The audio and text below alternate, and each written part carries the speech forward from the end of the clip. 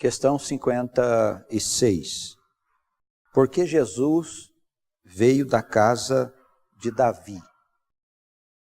Esta questão tem uma grande importância, porque nós sabemos que os textos sagrados, eles falam dessa procedência, essa descendência carnal que Jesus teve com a casa de Davi, com a linhagem do rei Davi. Então nós precisamos refletir bem a respeito, porque também encontramos passagens que falam do pacto que o Senhor teria feito com Davi a respeito do futuro da humanidade, dizendo que a casa dele iria reinar para sempre no mundo. Isso significa que estava em vista a nova civilização, o novo mundo, a humanidade que viria depois dos tempos apocalípticos. Esta nova Jerusalém, esse novo mundo, nós temos claras referências, tanto no Antigo Testamento quanto no Novo Testamento. Por isso é bom a gente entender bem o que significa isso, e olhando pelo ponto de vista da eternidade das almas, e que as almas estão inseridas no contexto histórico do desenvolvimento da humanidade, fica mais fácil para nós compreendermos esse reinado futuro. E por que os profetas falavam que inclusive o rei Davi iria estar no tempo futuro como um dos pastores do povo, como um dos líderes do povo. Nós só podemos entender que isso é possível e as escrituras teriam sentido lógico e racional e inteligente se nós concebermos que as almas, elas nascem de novo, nascem sucessivas vezes para trabalharem na grande obra de Deus, que é a humanidade futura.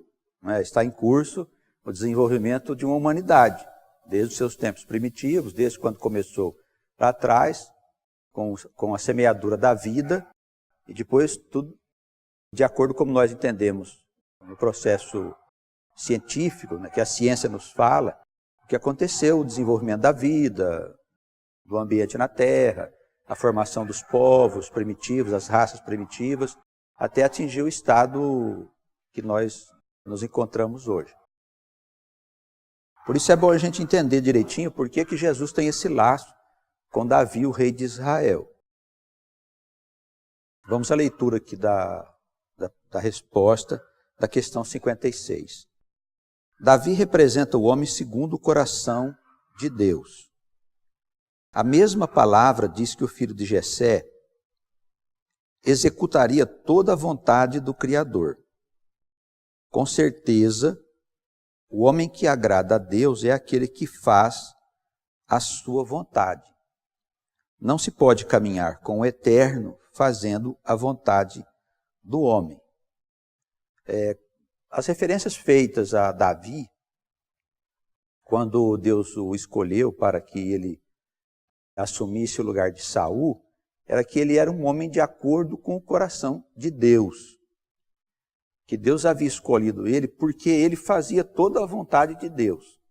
Nós sabemos que Davi foi um homem que cometeu muitos pecados, era um homem que se embrenhou em guerras e cometeu muitos assassinatos, voltados mesmo para a violência, para a selvageria daquela época. Então não era um homem dotado de santidade como a gente concebe nos nossos dias. Mas ele se sujeitava à determinação de Deus. Ele foi um homem que fez toda a vontade de Deus. Então nos parece que Deus procura os tais, esses homens e mulheres, essas almas que estão dispostas a fazer a vontade de Deus. Porque o que é a vontade de Deus? É o cumprimento do seu plano, para que seja estabelecido na terra um ambiente onde as almas dos habitantes que ele colocou aqui possam viver em paz, possam desenvolver suas potencialidades, possam desfrutar daquilo que a vida no universo material permite. Então o Senhor tem um projeto que está sendo cumprido. E se nós trabalharmos ou vivermos dentro desta construção, e nós não andarmos de acordo com a vontade de Deus, fazemos conforme Ele deseja, então nós provocamos um transtorno nessa obra, nessa construção. As nossas obras na vida, nossas realizações, nossos pensamentos, se eles forem contra a harmonia de Deus, certamente está havendo um prejuízo, não só para nós como individualidades, mas também para a coletividade. Por isso, quando a gente faz a vontade de Deus, nós estamos harmonizando a nossa alma com o Criador, como se nós estivéssemos remando a favor da correnteza e não contra ela. Por isso, Deus procura aqueles que fazem conforme Ele determina, que estão dispostos a obedecer à sua vontade. Num primeiro momento, não há uma compreensão. Num primeiro instante, não há um entendimento muito claro a respeito desse plano. Porque como é uma coisa muito grandiosa e a Terra é um mundo ainda bastante atrasado, é necessário que a alma, o espírito, ele caminhe pela fé, pela confiança plena no Criador, mesmo sem que ele compreenda como tudo funciona. Mas saber desses mistérios e compreender as coisas que estão além do nosso entendimento é tudo uma questão de tempo. Uma vez que a criação toda, a terra e a nossa vida e as almas e tudo que foi criado está sujeito à lei do progresso. Então o progresso ele varre as trevas, independente da alma querer ou não querer, porque isso é muito relativo. O fato da alma, às vezes, dizer, não quero ir para o lado de Deus, eu quero ir para o outro lado, isso não é importância nenhuma. A lei do progresso varre todas as trevas que existem no coração da alma. Ela não tem poder de dizer que não quer. Tudo está sujeito à lei do progresso e ninguém pode contrariá-la, porque ela é, na verdade, a vontade de Deus que se movimenta na criação para promover a vontade e os planos do próprio Criador. Então, não tem como a alma dizer, não, vou ficar nas trevas para sempre. Ela não fica. Os mecanismos da criação não permitem que isso aconteça. Isso envolve submeter a alma a sofrimento, a provas difíceis, atrozes, e situações de tragédias, e uma série de coisas que para Deus são ferramentas que impulsionam a alma a se mover das trevas para a luz. Então, a lei do progresso tudo impulsiona. Então, saberemos de todos os segredos de Deus e de todas as coisas na medida em que a gente for avançando em direção à luz. Então, o primeiro ponto que eu acredito ser muito importante é a questão da gente fazer a vontade do nosso Deus. Mesmo que a gente não compreenda ainda bem por que tem que ser assim. Mas se Deus diz para fazermos assim, faremos assim. No tempo devido, nós entenderemos as razões.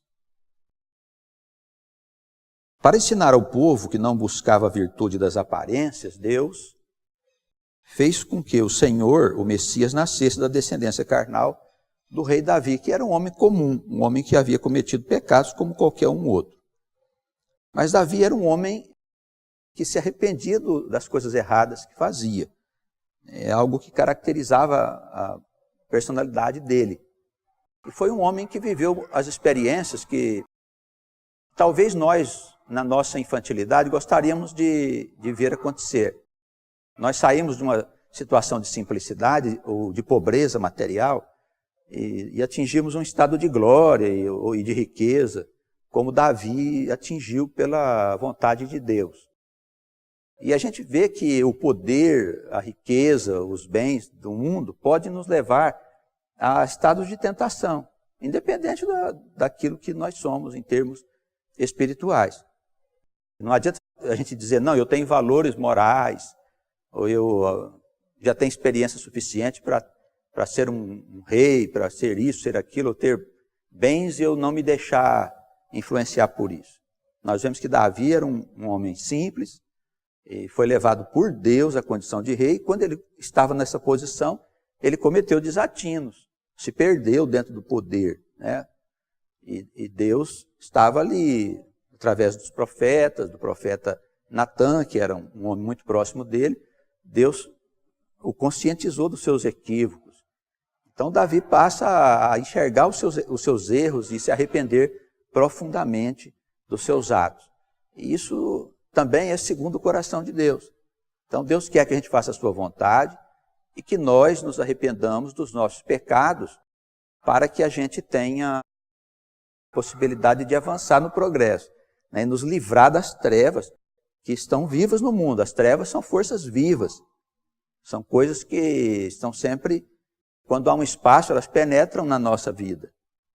Não é que elas têm um objetivo de nos afetar, mas como nós somos da luz, estamos caminhando com Deus, se nós dermos espaço, elas penetram naturalmente, porque é maioria nesse lugar, enquanto o reino não chegar. Então o ambiente na terra é um ambiente onde predomina o mal, não é onde predomina o bem. E por isso esse mal, ele pode entrar na nossa vida, se houver espaço para isso. O que é o espaço? É a gente não vigiar, não orar, não cuidar, não zelar, não repelir o mal, deixar o mal ir entrando devagarinho. Ele vai entrando como uma água que penetra num buraco e vai aos poucos enfraquecendo o alicerce de uma casa. Quando a gente vê a casa está afundando, né? Com a gente também é assim. A gente deixa entrar ali, entra um pouquinho aqui e acolá e vai entrando. Daí a pouco nós estamos sendo derrubados pelo inimigo. Então precisamos estar vigilantes e nos arrependermos das coisas equivocadas que cometemos e avançarmos corajosamente em direção à luz, bem em direção a Deus. Jesus possuía o sacerdócio natural, vindo da comunhão plena entre a alma e o Criador. Não era sacerdote de templos, nem pertencia a qualquer hierarquia sacerdotal. Por isso, seus maiores inimigos estavam nas sinagogas, que eram as igrejas daquele tempo. Se hoje o Senhor voltasse ao mundo falando de vida eterna, da ciência de Deus, com certeza as igrejas cristãs iriam persegui-lo, como fizeram os religiosos de outrora. Confirmando a profecia, o Messias nasceu da descendência de Davi para que fosse estabelecida a união entre ele, sua casa, almas carentes da intervenção do primogênito de Deus para receberem a herança prometida. Nesse mundo de pecados, enganos e perigos, Davi é a imagem desejada para o homem de Deus. Foi repreendido pelo Espírito por causa dos seus erros, arrependeu-se e reconheceu sua plena dependência do Eterno. As almas da casa de Davi possuem essa identidade e desejam encontrar-se com Deus para serem perdoadas.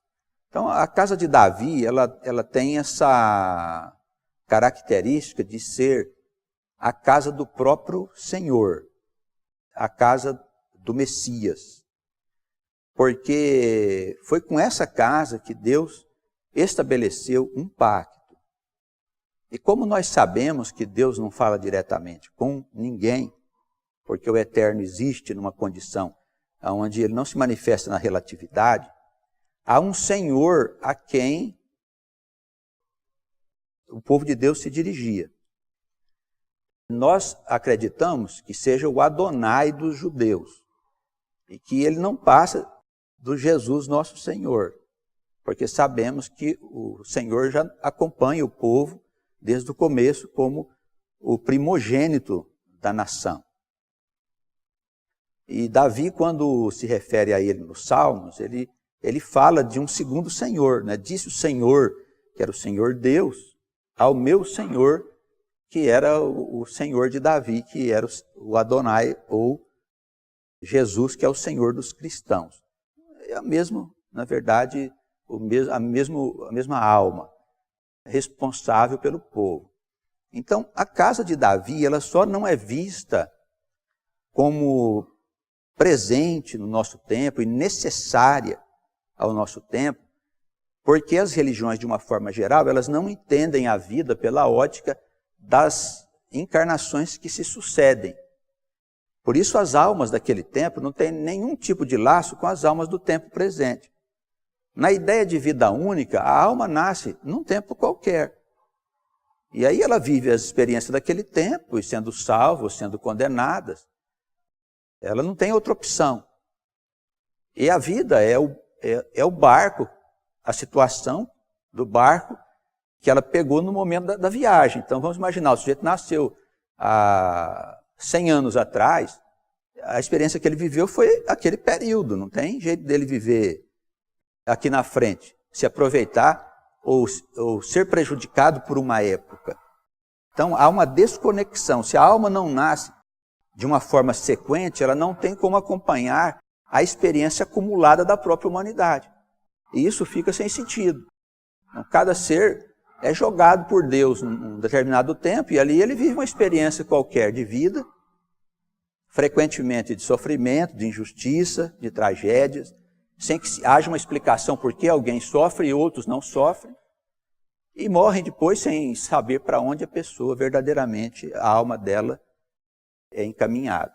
Daí existe no mundo todo esse espírito de irracionalidade em relação às religiões, em relação à palavra de Deus que é mal compreendida, porque falta às religiões entender o mecanismo da criação, entender Deus, a natureza eterna da alma, como que as almas estão trabalhando em torno desta humanidade, a semelhança de uma colmeia de abelhas, né? Um enxame de abelhas que habita aquela colmeia e que trabalham incessantemente no progresso coletivo daquele lugar. Então, a humanidade é semelhante a uma colmeia. As abelhinhas morrem, nascem e continuam trabalhando ali naquela obra que elas mesmas fizeram. Então isso dá um sentido lógico e inteligente à obra de Deus. Então, olhando pelo ponto de vista da eternidade da alma, nós vemos a casa de Davi como uma promessa que Deus fez de que ela seria colocada aqui na frente como a casa do Senhor, a casa daquele profeta que seria levantado para estabelecer a nova ordem no mundo. Esse profeta é o chamado Messias, que nós acreditamos ser o Senhor Jesus, né? Os judeus ainda não aceitam bem isso, estão lá esperando o Messias chegar, mas essas coisas serão no devido tempo esclarecidas, tanto as dúvidas concernentes aos cristãos, né, como aos judeus. E a luz de Deus ela se estabelecerá por força das circunstâncias que vem sobre o mundo nesse processo de transformação. Então a casa de Davi é a casa do Cristo de Deus. Ele é a casa do ungido. É a casa daquele que é o primogênito de Deus nessa humanidade. Então dali sai o governo do mundo. Ainda é assim? Não, nos nossos dias já está estabelecido essa situação? Não, ainda não está estabelecido. Por enquanto o mundo é governado pelos homens. As religiões são quase nada nos destinos da humanidade. Na verdade, os políticos e os homens de poder, eles não se importam com as religiões. Eles estão interessados com o poder financeiro, o poder político. É outro esquema, é outro sistema que está estabelecido na Terra que não tem muito a ver com o reino de Deus que será implantado no mundo. Eu gosto sempre de deixar claro que o reino de Deus será implantado não por força, não por guerra, não por violência, mas por circunstâncias que se formarão naturalmente. Quer dizer, o mundo ele já traz consigo os germes da sua própria destruição. Este sistema que está implantado no mundo, ele leva a sociedade a um descontrole, a um desajuste por si mesmo. Então, haverá uma destruição provocada pelo próprio homem. Não é provocado sequer por Deus, é o homem mesmo que leva o mundo a um estado de exaustão. A vida é levada a um estado de desequilíbrio, porque o homem não se interessa pelas coisas de Deus. Então a casa de Davi tem essa grande importância. Ele é um homem, a imagem do verdadeiro homem de Deus, que não é santo, né, assim, no sentido de pureza, mas que é alguém que está trabalhando em busca da sua santidade. Se a gente entender bem esse processo, nós vamos compreender que o homem vai estar sempre melhorando, porque a lei do progresso ela não cessa jamais. O dia que a lei do progresso cessar é porque a criação já terminou. Ela já voltou ao seu estado original, que é o seio de Deus. O dia que a lei do progresso cessar. E se ela é a lei de progresso, ela tem que ter iniciado no ponto que começou a criação. Se ela começou, precisa encerrar num outro ponto. Então, a gente tem que entender essas coisas. É claro que isso envolve um espaço de tempo muito grande, bilhões de anos. Talvez são existências que nem cabem dentro da nossa imaginação. O homem poderia até pensar que é eterno, mas nós temos que entender que tudo que começa tem que ter um fim, né? Só Deus é que sempre existiu. As demais coisas, elas são criadas e elas têm um dia a sua conclusão. Não são criadas ao acaso.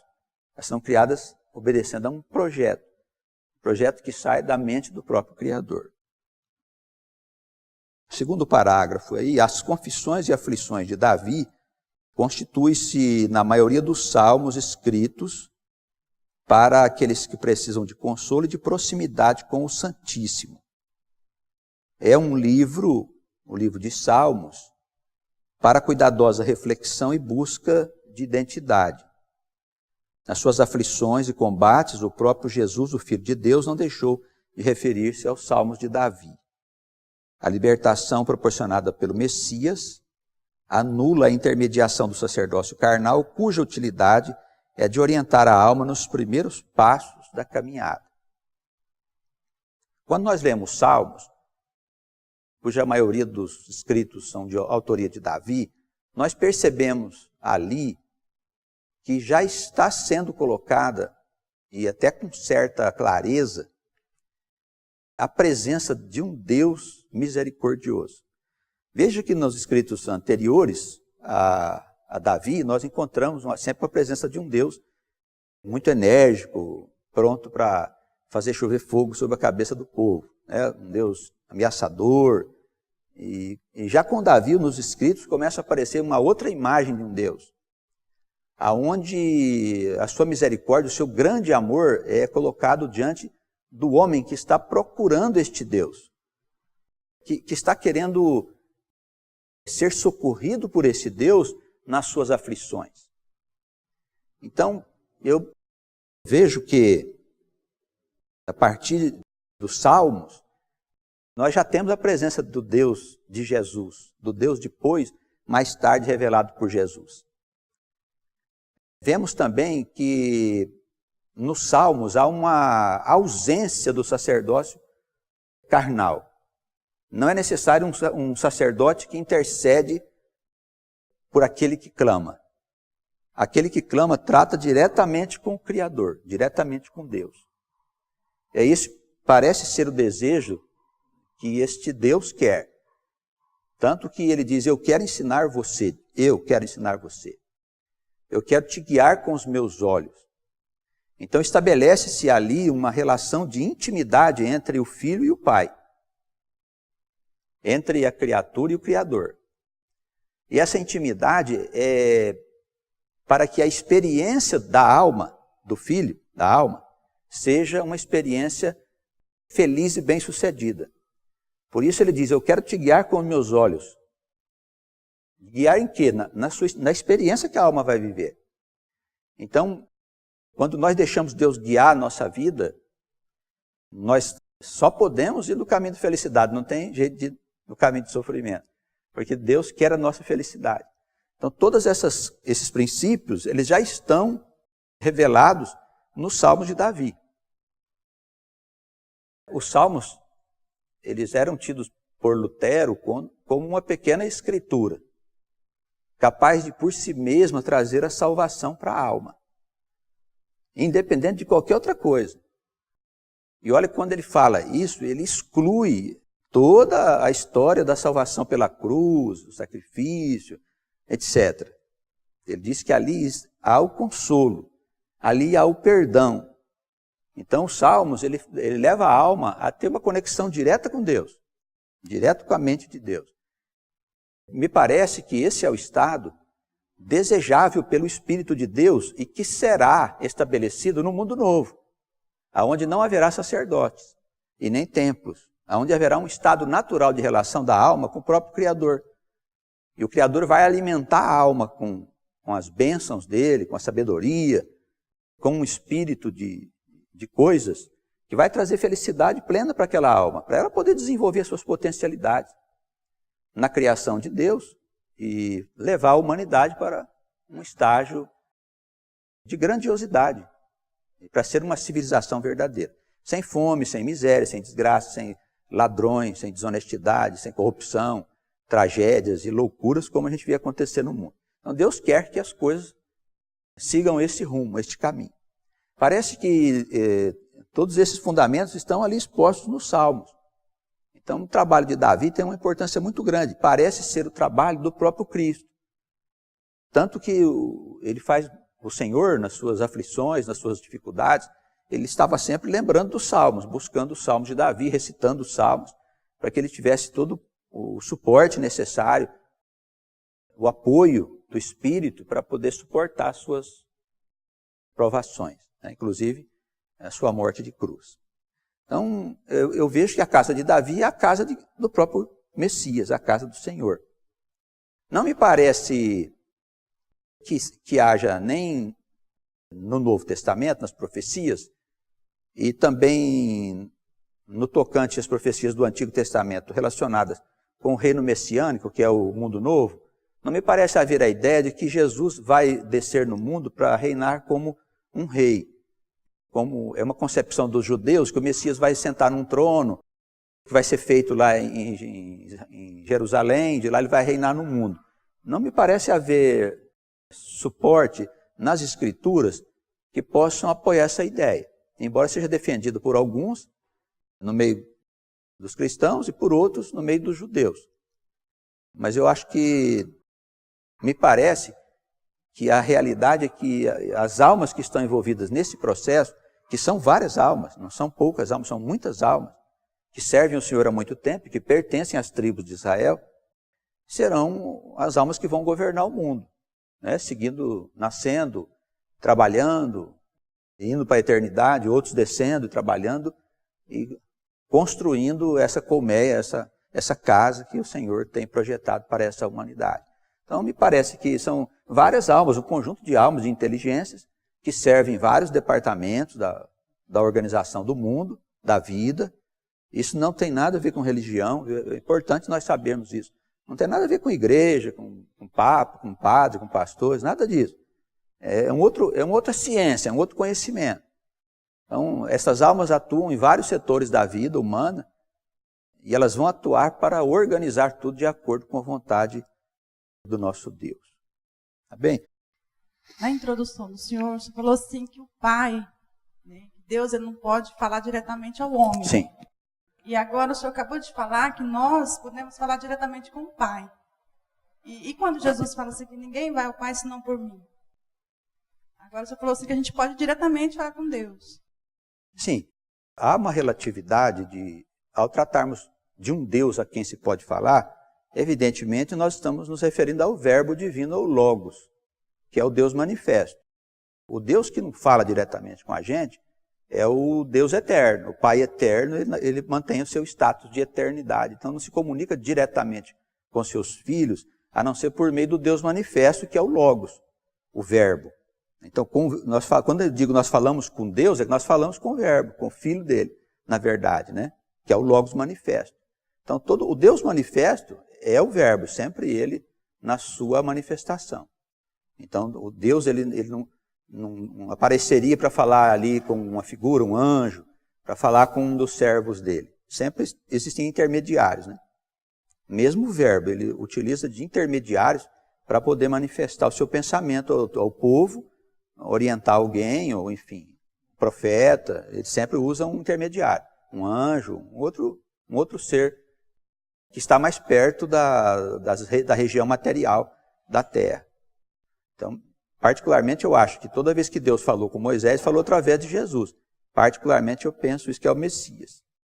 Pode ser uma outra inteligência, pode ser um outro profeta, um outro irmão que esteja do outro lado, que faz essa ponte entre o verbo e aquele que está ouvindo a voz. Eu acredito que o verbo não fale diretamente também com ninguém. O verbo, ele usa um intermediário sempre. Aí, no caso, Jesus foi intermediário do verbo para esta humanidade. Por isso, por vezes, ele falava como se fosse o próprio Deus. Então, a gente tem que ver isso com naturalidade. Tem só cuidado com as palavras, porque às vezes pode parecer que elas são contraditórias. Né? É só entender a eternidade do Criador. O status de eternidade nunca pode ser rompido. Então, quando Deus vai fazer uma coisa, sempre é o Filho dele que faz, o Verbo.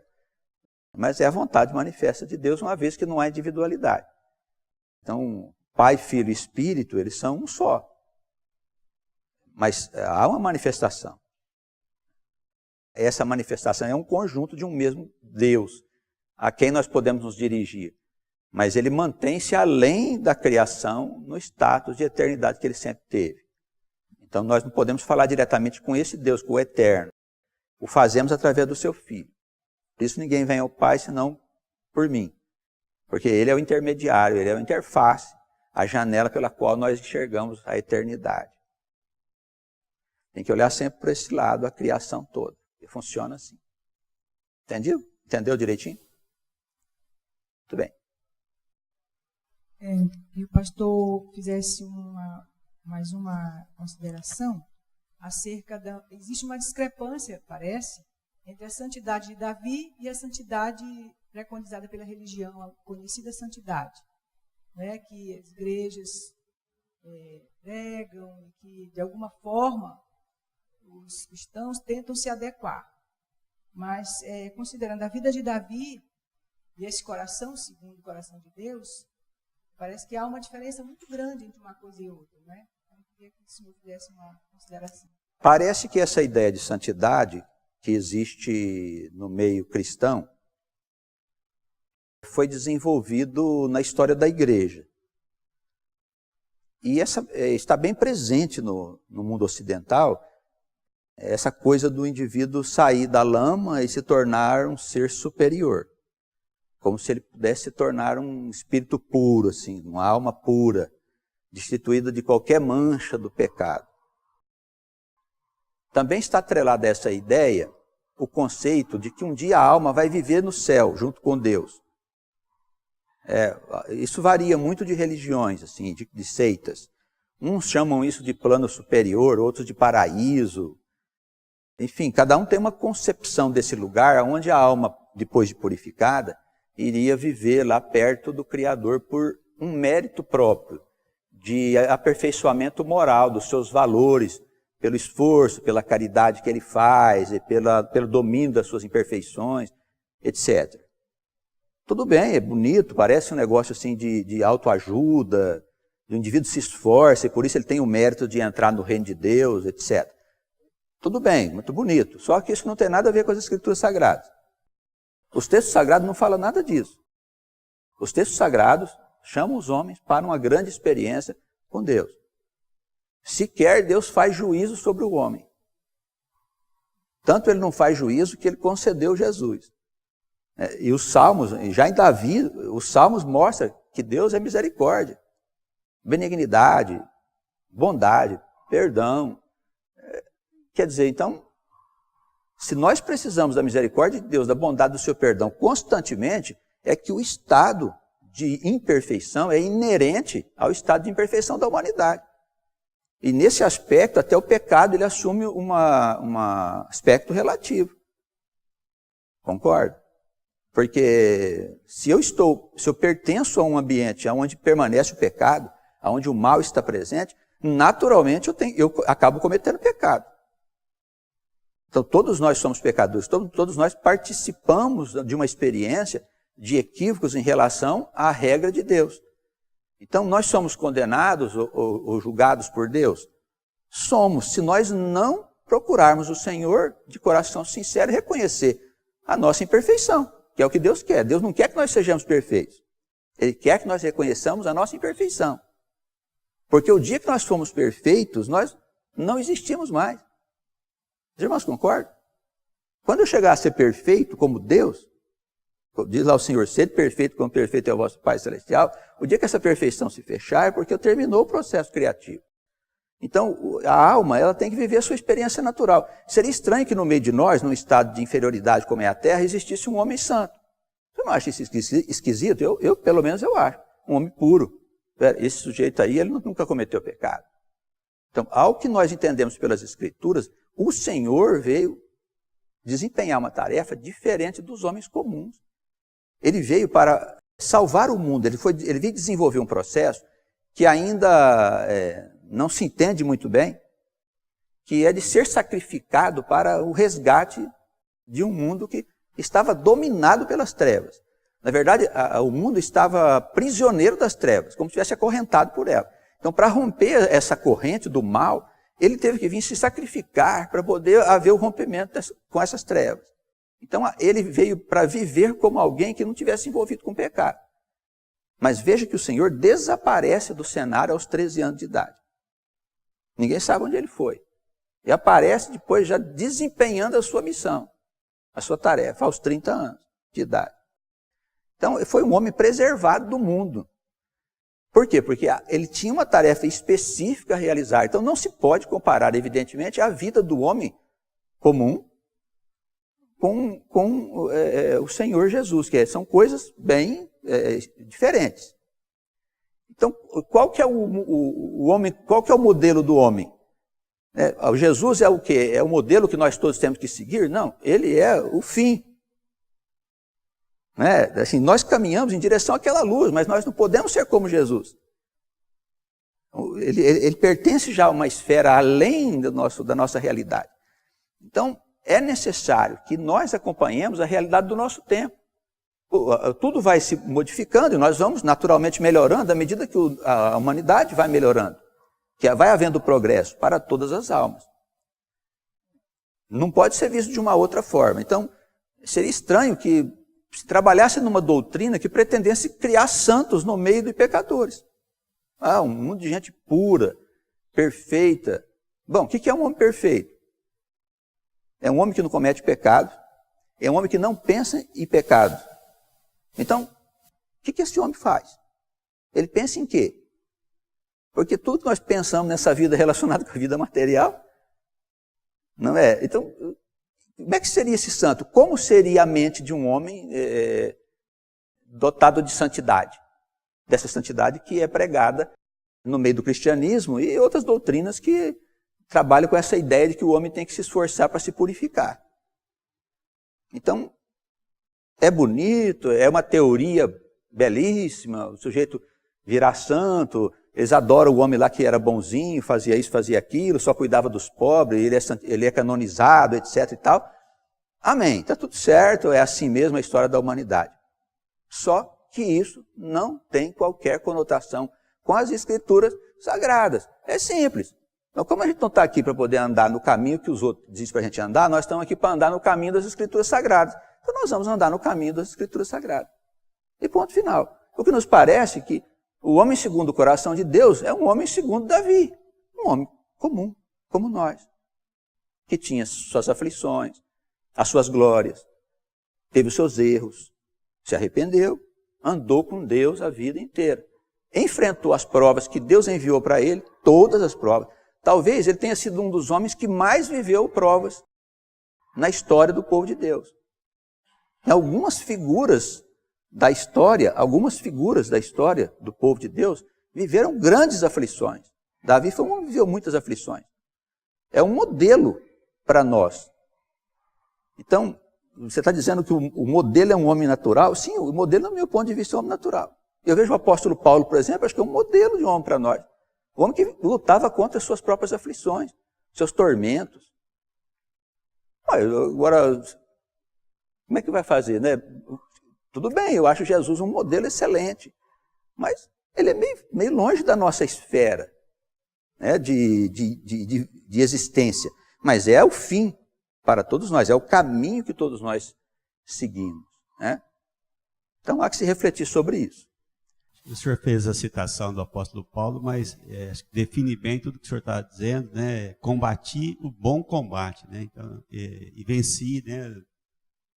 Eu acho que isso mostra que toda a luta contra o mal, contra o pecado, ora vencendo, outra hora sendo derrotado, caindo, levantando, acho que isso é abençoado na nossa vida. Né? Pastor, o desenvolvimento da doutrina de Paulo nos leva a compreender profundamente muitas coisas. Nós vivemos num mundo em luta com o mal. Como é que eu posso não lutar com o mal?